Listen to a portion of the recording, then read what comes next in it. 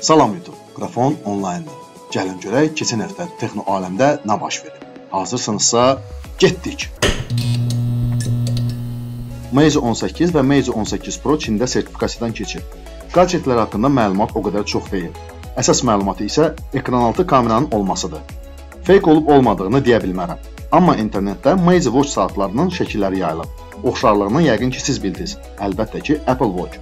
Amma bu saatların virtual sistemində olan ağıllı və ya fitness saatları olması hələ məlum deyil. Məlum olan odur ki, saatlarda maqnitli şarj, bir fiziki düymə, bir mikrofon və spiker dəliyi istifadə edəcək. İndi isə gəlin Motorola'dan danışaq. Motorola deyəsən Xiaomi'nin getdiyi yolu gedir. Yəni ki, qiymətinə görə super içlikli smartfonları bazara artıq təqdim edib. Motorola Edge S içliyi fantom vurur. Yeni 870-ci əjdaha, ekran 90 Hz, 8 GB RAM, akkumulatoru 5000 mAh, qiyməti isə cəmi $310. Qiyməti superdir. Millət, bu Poco F1 modelidir. 21-ci il modeli və Motorola'dan. Motorola Lenovo şirkətinə aiddir. Lenovo'nun da əməliyyat sistemi siz özünüz bilirsiniz. Yəni ki, nəysə, bu fikirləri söhüdsüz ifadə eləmək mümkün deyil. Davam edək. Sony şirkəti özünün Xperia Pro smartfonunu bazara axır ki təqdim elədi. Düz bir il bundan qabaq bu smartfonların anonsu edilmişdi. Yəni bir il sonra Xperia Pro bazara təqdim olundu. Smartfon keçəninki əjdahada, keçəninki əməliyyat sistemli, qalın çərçivəli və 4000 mAh-lıq akkumulyatorla bazara çıxarılıb. Satışına start verilən smartfon mənəvi cəhətdən artıq köhnəlib. Gəlin sizə bir sual verim. Sizin zənninizcə, sizin fikrinizcə bu smartfonun qiyməti neçə olar? Yəni bazara neçəyə çıxarırlar? Siz öz fikirlərinizi kommentlərdə yaza bilərsiniz. $500? Yox. $1000? Yox, o da deyil. $1500? Əşi, yox, o da deyil. $2500? Sony sənin başına hansı daş düşüb? Bir mənə deyinən görüm, hansı ağıllı $2500 keçəninki əjdahada olan smartfonu alsın? Sən lütfü belə eləcəksən. LG kimi öz smartfon biznesini ya sat, ya da bundan sonra smartfon istehsal eləmə. Yoxsa sənin illərlə qazandığın adva ləkə gələcək. Huawei keçən həftə ağzı sulu sübut eləməyə çalışdı ki, onun smartfon biznesinin satışı fake məlumatdır. Çünki flaqman smartfonları şirkətin gözüdür və Biden'la şirkətin işləri qaydasına düşəcək. Əlbəttə Huawei yalanlar məkanıdır. Hər zaman, hətta lazım olmayanda belə yalan danışır. Ola bilsin ki, Reuters yalan informasiya yayıb. Amma Honor'un satışı informasiyası internetdə yayılanda yenə də Huawei özünü lezvalayırdı ki, bu yalan məlumatdır. Nəticədə nə oldu? Honor satıldı. Nəysə, indi isə Mate 40i versiyalı smartfonlardan danışaq. Bu smartfon Kirin 9000 prosesorunu əldə edəcək. Amma kameralarında isə gözlənilməz dəyişiklik oldu. Ehtiyat hissələr çatışmadığına görə Sony IMX 700 sensorundan əl çəkib 64 megapiksellik bir aşağı keyfiyyətli matrisadan istifadə edəcək. Vivo və Oppo şirkətləri əl-ələ tutub, əyilə bilən displeylər partiyasını Samsungdan sifariş edib. Bu isə avtomatik olaraq sağlam və super rəqabətin olacağına bir işarədir. Bu isə qatılan smartfonların qiymətinin aşağı düşməsi ilə nəticələnəcək. Davam edək. Samsungdan xəbərsiz Tech News olmur.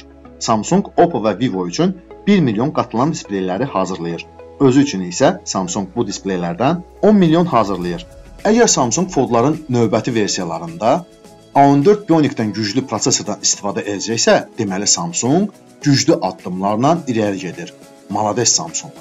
İnternetdə yayılmış yeni patentə əsasən Samsung hər iki tərəfdən dartıla bilən displeyli smartfonların istehsalına başlayacaq. Biz axı bilirik ki, Samsungun patentdən real gadjetə gedən yolu çox qısadır. Deməli, belə smartfonların istehsalına az qalıb. Amma keyfiyyəti hər zaman biz bilirik ki, test versiyasından sonra yaxşılaşır. Bunu biz Fold smartfonlarında da gördük.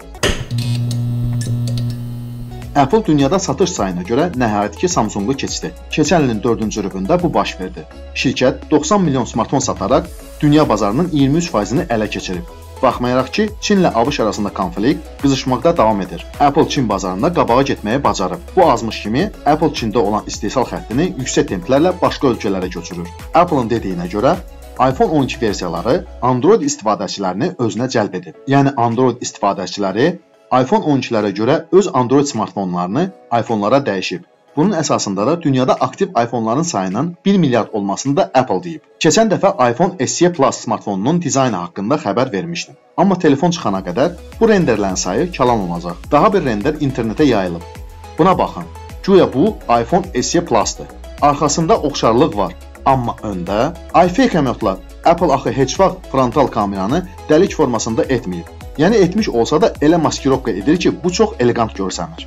Daha sonra isə monoqaşdan istifadə etdi. Bu render qrafon şkalasına görə ən aşağı balla qiymətləndirilir. Gəlin Apple-dan olan növbəti infosunu ilə söhbətimizə davam edək. Yeni iPhone 13 terabayt yaddaş tutumlu və Wi-Fi 6E texnologiyası əldə edəcək. Xiaomi. Görək indi Xiaomi nə işlə məşğuldur? 200 Watt. Bu cəld şarj informasiyası çivləri yenə bir-birinə vurdu. Güya ki, Xiaomi hansısa gələcəkdə çıxan smartfonuna 200 wattlıq cəld şarj qoyacaq. Amma dayanın tələsməyin. Bu da yalandır. Bu da fake newsdur. Deməli, mən sizə başa salım. Xiaomi bütün şarj göstəricilərini cəmləyib internetə atıb. Yəni kabellə, kabelsiz və reversiv şarj göstəriciləri. Bunu isə çivlər anlamsız olaraq bir şarja aid ediblər. Xiaomi nə olar? Belə informasiyaları bir açıq çeynə, sonra at ginəndə internetə. Amma Çinli insiderlərdən biri Mi 11 Pro versiyasının mega güclü zaryadka əldə edəcəyini deyib. Buna inanmaq olar. Dayı 200 watt yox da. MIUI 12.5 əməliyyat sisteminin kodlarında Xiaomi'nin iki smartfonunun 67 wattlıq zaryadka əldə edəcəyi barədə məlumatlar yayılıb. Bu smartfonların kod adları Star və Mars olması da bu məlumatda göstərilir. Tək sübut budur.